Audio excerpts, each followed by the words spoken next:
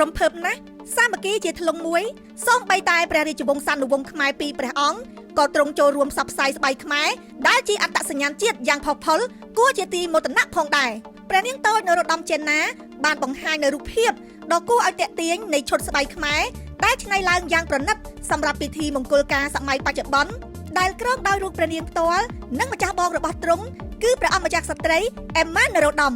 ការបង្ហាញវត្តមានក្នុងឈុតប្រពៃណីដ៏ល្អវិចិត្រនេះគឺជាការរំលឹកនៅតកតាំងប្រវត្តិសាស្ត្រដ៏ច្បាស់លាស់មួយយោងតាមខ្លឹមសារដែលព្រះនាងម្ចាស់បានបញ្ជាក់ការប្រើប្រាស់ស្បៃគឺមានជាប់ពាក់ព័ន្ធយ៉ាងស្អិតរមួតនឹងរឿងព្រេងនិទាននៃការកកើតនគរខ្មែរព្រះថោងនាងនាគនិងមានភ័ស្តុតាងយ៉ាងរឹងមាំនៅលើចម្លាក់ប្រាង្គប្រាសាទបុរាណខ្មែរនានាទំនៀមទម្លាប់តោងស្បៃក្នុងពិធីអវិហវិវាហៈគឺជាអត្តសញ្ញាណដ៏សំខាន់បំផុតរបស់ស្ត្រីខ្មែរតាំងពីបុរាណកាលមកស្របពេលដែលស្ថានភាពវប្បធម៌ក្នុងតំបន់កំពុងមានការជជែកដេញដោលក៏ដូចជាការព្យាយាមឃោសនាពីសំណាក់ប្រទេសជិតខាងនិយាយឲ្យចំគឺប្រទេសថៃដែលចង់ទាមទារយកទម្រង់នៃការប្រើប្រាស់ស្បៃធ្វើជាកម្មសិទ្ធិផ្ដាច់មុខនោះព្រះនាងតូចនរោត្តមចេនណាទ្រង់បានសង្កត់ធ្ងន់ថា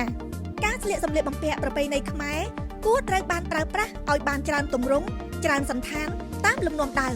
ជាពិសេសទំនៀមនៃការប្រើប្រាស់ស្បៃពានា